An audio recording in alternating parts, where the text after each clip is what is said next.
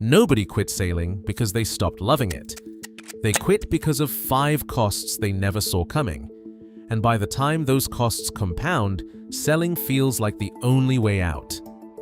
When Lady K's viral video asked why people abandon the liveaboard dream, the answers poured in.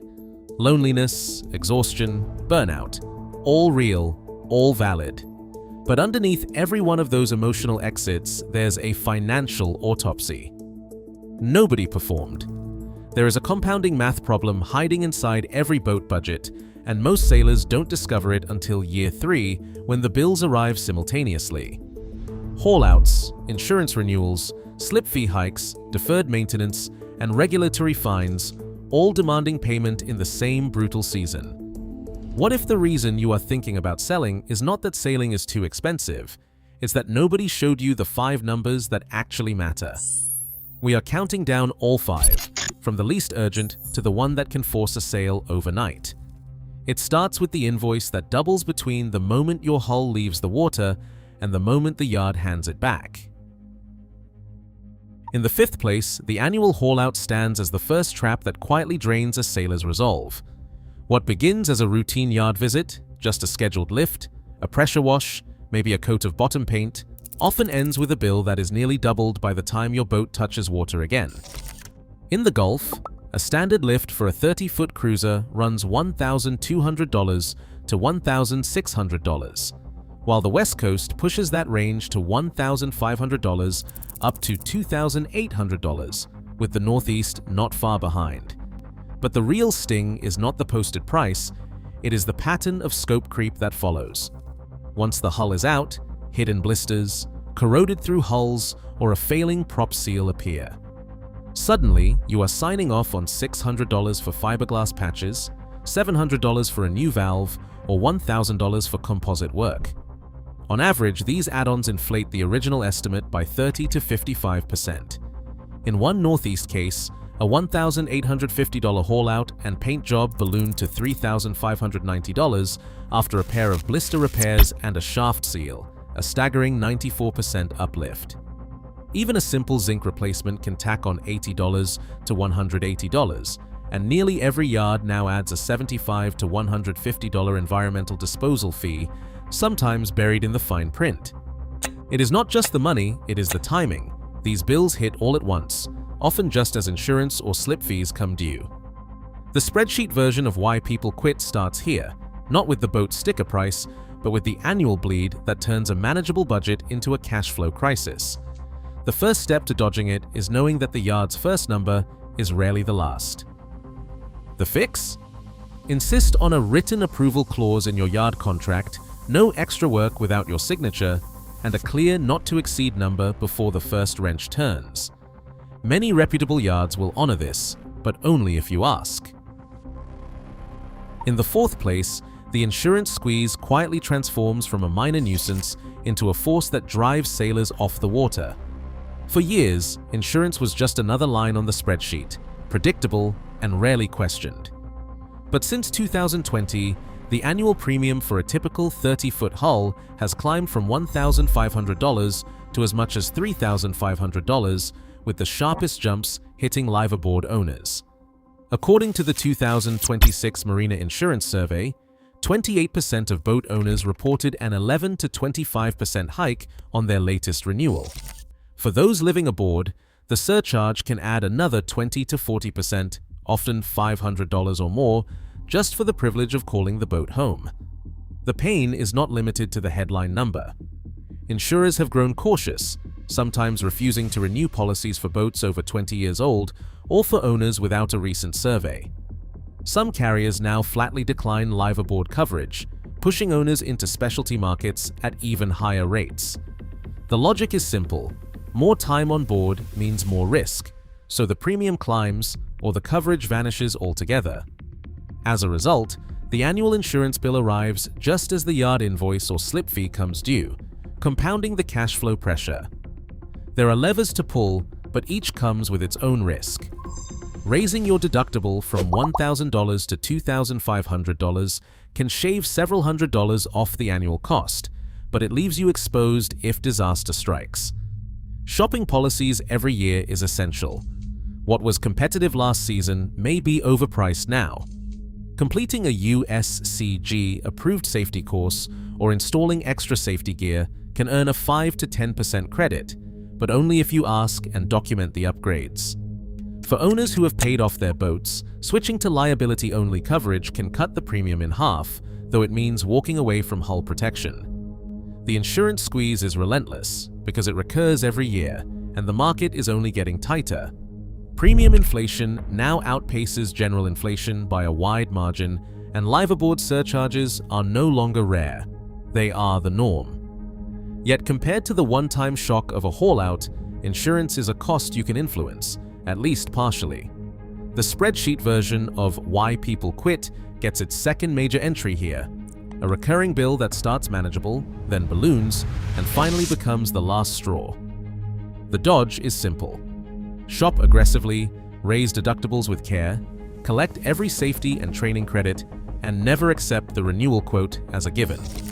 As Anna Black puts it, do as much as you can yourself and be very strict about your preventative maintenance regime.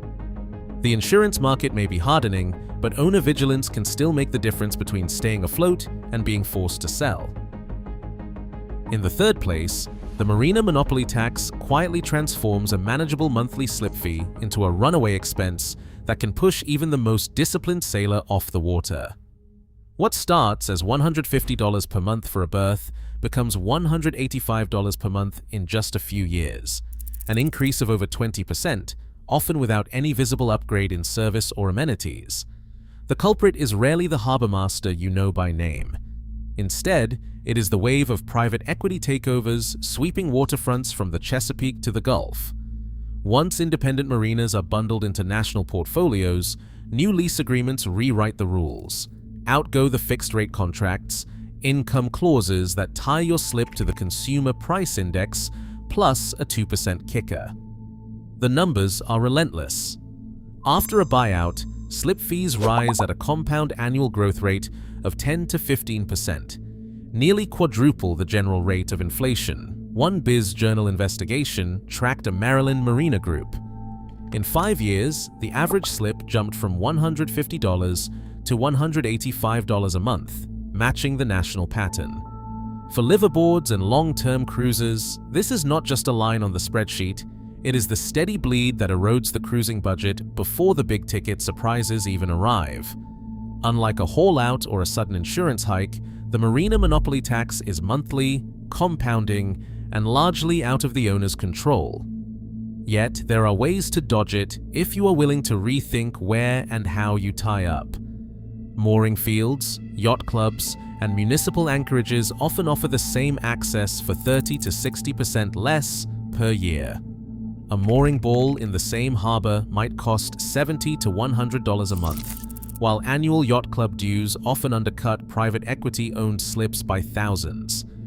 Some sailors rotate between seasonal ports, using summer moorings and winter dry storage to break the slip fee escalation cycle entirely.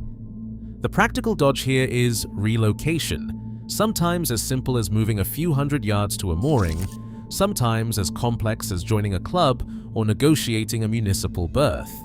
It is not always convenient, but it is one of the few levers left to pull as private equity consolidation locks in higher rates. The spreadsheet version of Why People Quit picks up speed here, not with a dramatic event, but with a slow, invisible siphon that turns a dream into a deficit. For those willing to adapt, the solution is real.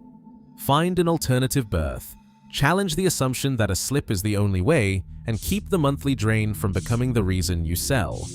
The most expensive boat is the one nobody warned you about. The Marina monopoly tax is avoidable, but only if you see it coming.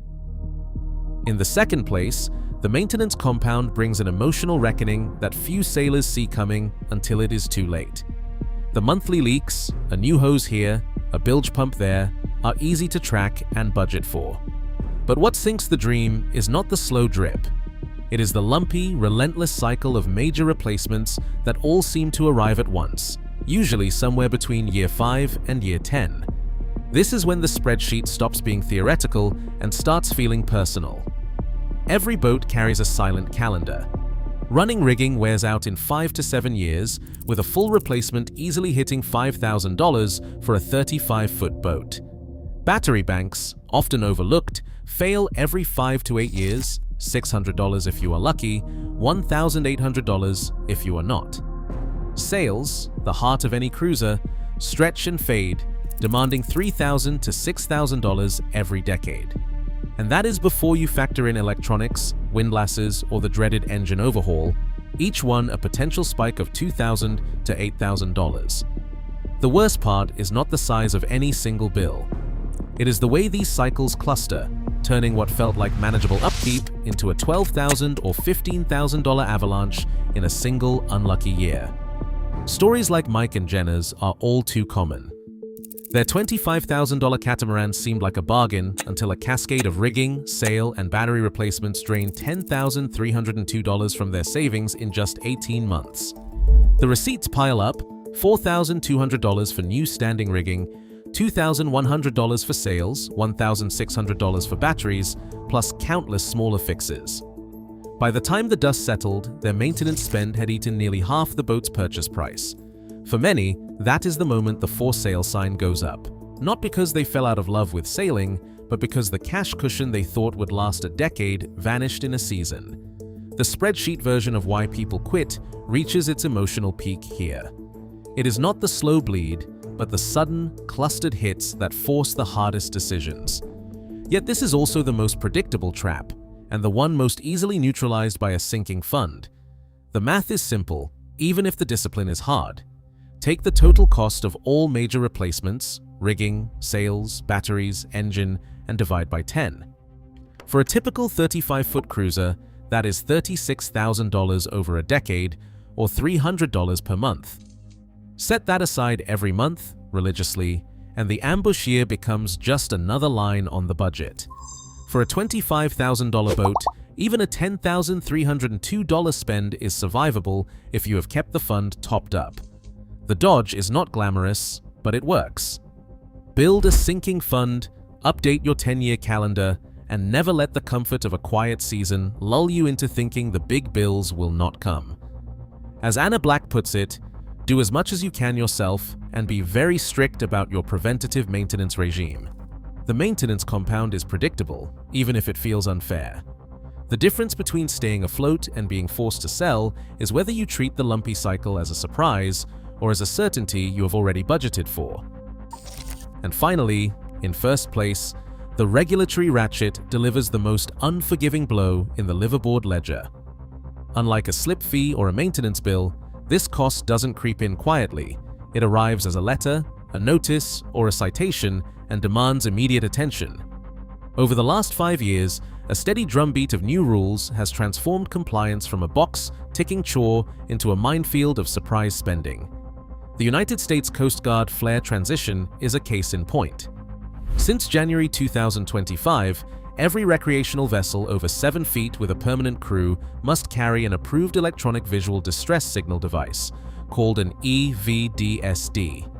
The old pyrotechnic flares, once a $60 annual outlay, are no longer enough.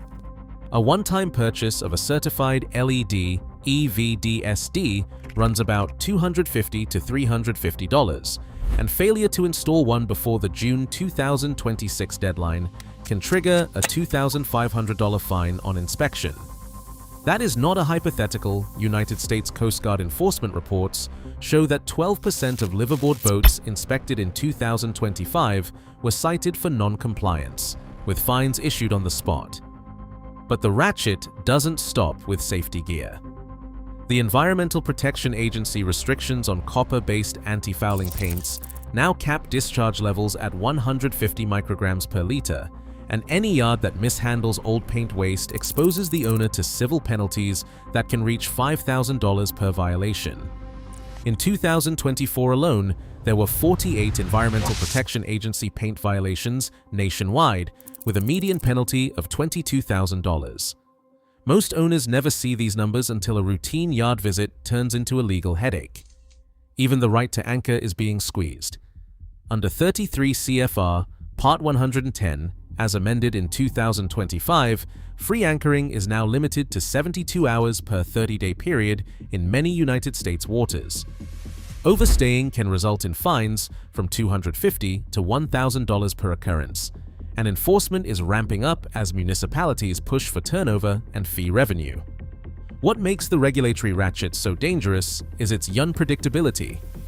You can keep up with slip fees, negotiate insurance, and even budget for maintenance cycles, but a single missed rule can wipe out a season's savings overnight. The American Boat and Yacht Council revises an average of 14 technical standards per year, each one potentially triggering new equipment mandates or insurance eligibility changes. As labor shortages drive yard rates higher and marinas consolidate, the cost of staying compliant only climbs. The spreadsheet version of Why People Quit finds its sharpest line here: non-negotiable, non-deferrable, and often invisible until it is too late. The only practical defense is to set a $500 annual compliance reserve, an amount that covers most new mandates before they become emergencies. Registering your boat in a low-fee state like Delaware, investing in a one-time EVDSD instead of recurring flare packs, and reading every United States Coast Guard and Environmental Protection Agency update before haul-out season can turn a regulatory ambush into a manageable line item. For bottom paint, always confirm your yard's disposal process and ask for a hazardous waste manifest. Never assume the yard is handling compliance on your behalf. When it comes to anchoring, keep a log of your stays and know the local limits before you drop the hook. The regulatory ratchet is real, and it is accelerating. But it does not have to be fatal. As Anna Black puts it, do as much as you can yourself and be very strict about your preventative maintenance regime. The most expensive boat is the one you are forced to sell because nobody warned you about the rules. A $500 compliance reserve is not just a budget line, it is the firewall that keeps a dream afloat in a world where the rulebook never stops growing. Across all 5 costs, one pattern stands out. Sailing dreams sink not from a single leak, but from compounding pressure points nobody forecasts. The spreadsheet version of Why People Quit is getting more brutal each year, but every risk has a dodge. As Anna Black puts it, do as much as you can yourself, and be very strict about your preventative maintenance regime. The most expensive boat is the one you sell because nobody warned you. Stay vigilant and stay afloat.